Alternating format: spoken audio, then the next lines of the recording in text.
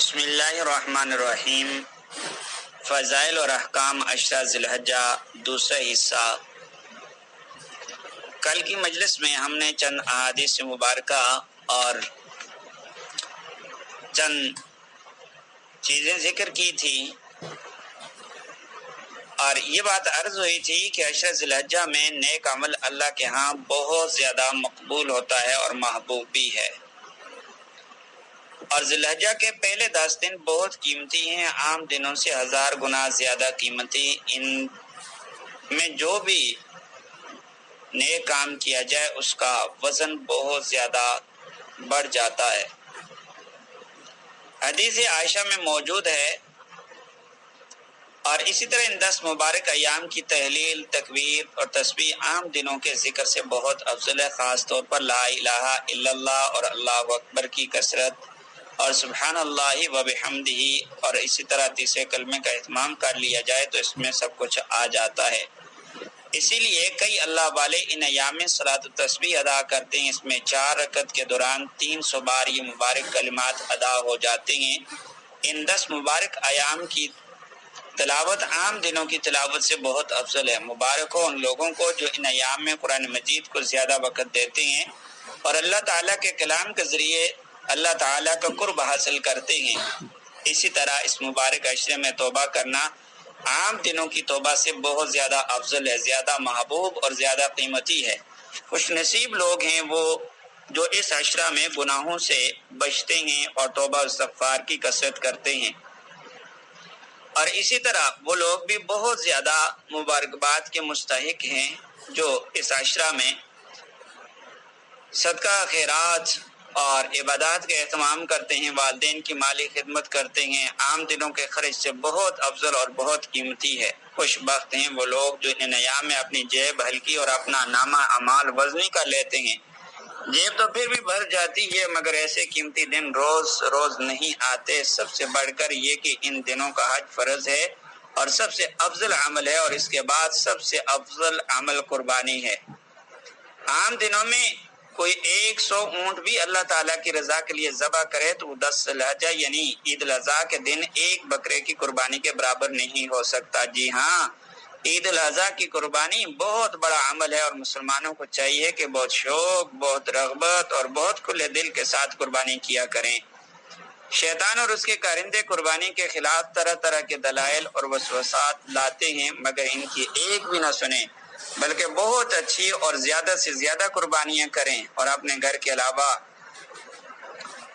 دور دراز لوگوں کے لیے بھی وقف قربانی کریں اور اس میں بڑھ چڑھ کر حصہ لیں، اور اس کے بہت زیادہ فائدے ہیں۔ اس سے جنت خریدی جائے اور اس سے آخرت بنائی جائے۔ اللہ تعالیٰ نے عشرہ ذی الحجہ کی راتوں کی قسم کھائی ہے جو کہ ان ایام کے لیے بڑی فضیلت کی دلیل ہے۔ فرمایا والفجر ولیال عشر۔ اللہ تعالیٰ نے حضرت سیدنا ابراہیم علیہ السلام سے حج کا اعلان کروایا، وَأُذِّنَ فِي النَّاسِ بِالْحَجِّ، اور پھر اسی آیت میں عشرہ ذی الحجہ کو ایام معلومات کا لقب عطا فرمایا۔ قرآن مجید میں حج کے بارے میں جہاں آیات ہیں وہاں ضمناً ان مبارک ایام کا تذکرہ موجود ہے۔ اسلام کا مقدس فریضہ حج انہی مبارک ایام میں ادا ہوتا ہے، اور حج کے تمام فرائض عشرہ ذی الحجہ میں ادا ہوتے ہیں، اور بعض مناسک ایام تشریق میں سبحان اللہ و بحمدہ سبحان اللہ العظیم کتنے بڑے بڑے فائدے ہیں۔ سورہ کوثر میں کئی مفسرین کے نزدیک فصلی لربک وانحر میں 10 ذی الحجہ کی نماز فجر یا عید کی نماز اور قربانی کا تذکرہ ہے۔ سورہ صافات میں سیدنا ابراہیم علیہ السلام کے خواب اور اپنے لحد جگر کی قربانی کا واقعہ، یہ سب اسی مبارک عشرہ میں پیش آیا۔ سیدنا موسیٰ علیہ السلام کو 30 راتوں کی خلوت کے لیے اللہ تعالیٰ نے طلب فرمایا، پھر 10 دن مزید روک لیا۔ کئی مفسرین کے نزدیک یہ 10 دن عشرہ ذی الحجہ کے تھے۔ دین اسلام کے مکمل اور کامل ہونے کا عظیم قرآنی اعلان اور اتمام نعمت کا اعلان اسی مبارک عشرہ کے ایک دن یعنی 9 ذی الحجہ کو ہوا۔ الیوم اکملت لکم دینکم، یہ آیت 9 ذی الحجہ کو نازل ہوئی۔ میرے عزیز دوستو، ہم نے اپنے بچپن اور اوائل جوانی میں دیکھا کہ ہمارے ماحول میں عشرہ ذی الحجہ کے بارے میں کوئی سرگرمی نظر نہیں آتی تھی، نہ روزے، نہ عبادت، نہ فضائل کا مذاکرہ، نہ ذکر اللہ کی کثرت۔ مدارس میں عید الاضحیٰ کے موقع پر چھٹیاں ہوتی ہیں تو اساتذہ اور طلباء گھر جانے، ٹرین کا ٹکٹ کرانے، سفر کی تیاری میں لگے رہتے ہیں۔ علماء اور طلباء جب تعطیل پر ہوں تو عشرہ ذی الحجہ کے فضائل امت کو کون سنائے؟ الحمدللہ قربانی کا عمل نیک لوگوں کے اہتمام سے کرتے ہیں اور کر رہے ہیں، اور عرفہ کے دن کا روزہ بھی عبادت گزار لوگ رکھ لیتے ہیں اور بس۔ حالانکہ عشرہ ذی الحجہ کے فضائل جو قرآن و حدیث میں آئے ہیں ان کا اگر ٹھیک مذاکرہ ہو جائے تو ماحول کا رنگ ہی بدل جائے۔ یہ انسانی زندگی کے قیمتی ترین دن ہیں، حجاج کرام کے لیے بھی اور غیر حجاج کے لیے بھی، حتیٰ کہ کئی ائمہ کرام نے ان 10 دنوں کو رمضان مبارک کے آخری 10 دنوں سے بھی افضل قرار دے دیا ہے۔ خیر وہ ایک علمی بحث ہے، مگر ان ایام کی فضیلت کا کسی کو انکار نہیں۔ ذی الحجہ کے پہلے عشرہ کے فضائل کا ایک مختصر منظر یوں ہے۔ اسی عشرہ میں حج ادا ہوتا ہے، اسی عشرہ میں یوم عرفہ ہے، اور یوم عرفہ کے فضائل بے شمار ہیں، اور یوم عرفہ کا روزہ 2 سال کے گناہوں کا کفارہ ہے۔ یوم عرفہ مغفرت اور جہنم سے نجات کا دن ہے، اور یہی حج اکبر کا دن ہے۔ اسی عشرہ میں یوم نہار یعنی قربانی والا دن بھی ہے، جس کے بارے میں حضرت آقا مدنی صلی اللہ علیہ وسلم نے ارشاد فرمایا، اعظم الایام عند اللہ یوم النحر، اللہ تعالیٰ کے نزدیک سب سے عظمت والا دن یوم نہار یعنی 10 ذی الحجہ کا دن ہے۔ اسی عشرہ کے نیک اعمال اللہ تعالیٰ کے نزدیک باقی تمام دنوں کے اعمال سے زیادہ محبوب ہیں۔ اس عشرہ میں تہلیل، تکبیر اور تحمید زیادہ کرو، لا الہ الا اللہ، اللہ اکبر کبیرہ والحمدللہ۔ ان دنوں کے اعمال اللہ تعالیٰ کو بہت ہی محبوب ہیں۔ حج، عمرہ، جہاد، روزے، صدقہ، تعلیل، تکبیر، گناہوں سے بچنا اور دل کی خوشی سے کھلی قربانی کرنا، یہ ہے اس عشرے کا مختصر نصاب۔ میرے عزیز دوستو، پھر ہم سستی کیوں کریں؟ ہم صلاۃ التسبیح کا اہتمام کریں اور اپنے آپ کو اللہ رب العزت کا فرمانبردار بنانے اور سچا اور شکر گزار بندہ بنانے کی کوشش کریں، اور اسی طرح گناہوں سے خود بھی بچیں۔ ایک حدیث مبارکہ میں 3 سبق ہیں۔ فرمایا کہ اللہ پاک کی بڑائی دل سے اور زبان سے بیان کریں، اللہ اکبر لا الہ الا اللہ، اللہ اکبر وللہ الحمد۔ بھائیو، عشرہ ذی الحجہ کے عشق و محبت والے دنوں میں بعض صحابہ اکرام بازار میں جا کر تکبیرات بلند فرماتے تھے، تو ہمیں بھی چاہیے کہ ہم لوگ بھی ایک دوسرے کو تکبیرات کے اس مبارک عمل میں اب سے ہی شامل کر لیں۔ رسول کریم صلی اللہ علیہ وسلم نے ارشاد فرمایا، کوئی دن ایسے نہیں جن میں عمل صالح اللہ تعالیٰ کے نزدیک اتنا محبوب ہو جتنا ان 10 دنوں میں۔ عرض کیا کہ اللہ کے رسول، کیا جہاد فی سبیل اللہ بھی نہیں؟ ارشاد فرمایا، جہاد فی سبیل اللہ بھی نہیں، مگر یہ کہ کوئی شخص اپنی جان اور اپنا مال لے کر نکلے، پھر ان میں سے کچھ بھی واپس نہ لائے، یعنی شہید ہو جائے، مال بھی لٹا دے، جان بھی۔ ایسے شخص کا عمل ان 10 دنوں کے نیک عمل سے زیادہ افضل ہوگا، وگرنہ نہیں۔ اس حدیث شریف پر غور کریں، بڑے عام سبق ملتے ہیں اس عشرہ کی عظیم فضیلت کہ اس میں کیا ہوا عمل صالح بہت بلند ہے۔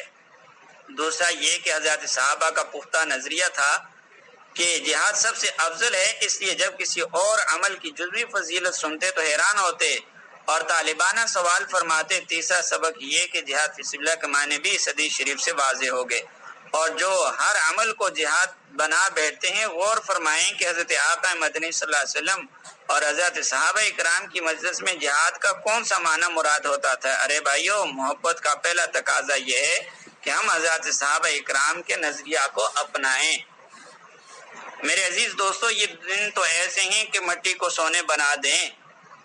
اللہ تعالیٰ نے ذی الحجہ کے پہلے 10 دنوں کو بڑی اونچی فضیلت عطا فرمائی ہے، مگر افسوس کہ اکثر مسلمانوں کو ان فضائل کا علم نہیں۔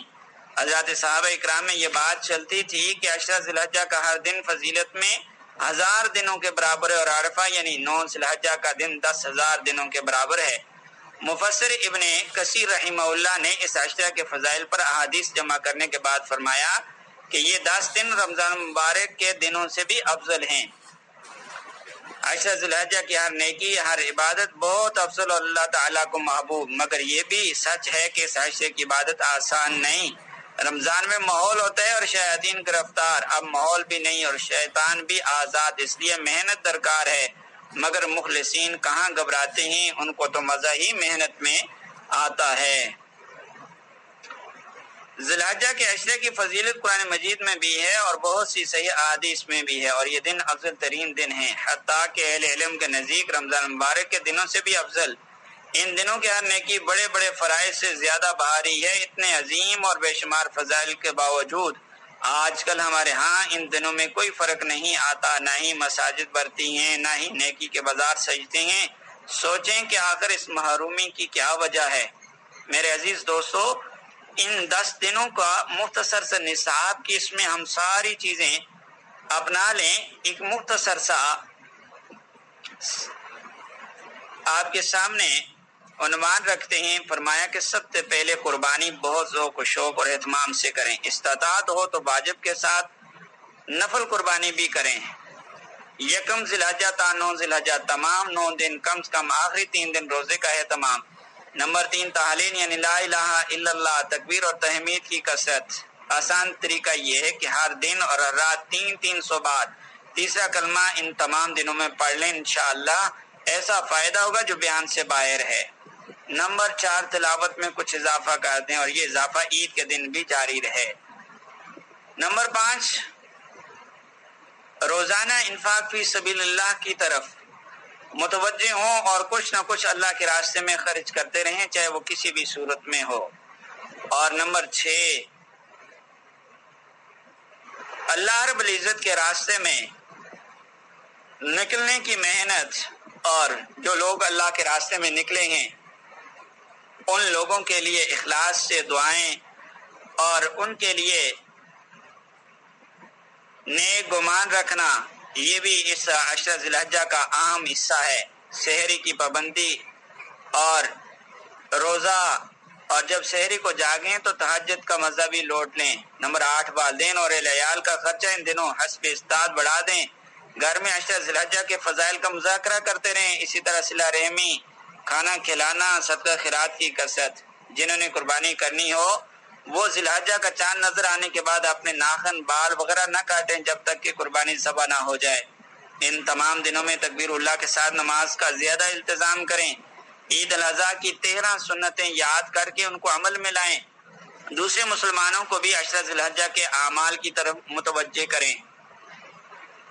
اس لیے میرے عزیز دوستو، یہ مختصر سا نصاب آپ کے سامنے رکھا ہے۔ امید ہے کہ آپ حضرات اس کی طرف متوجہ ہوں گے۔ اللہ رب العزت ہم سب کو عمل کی توفیق عطا فرمائے۔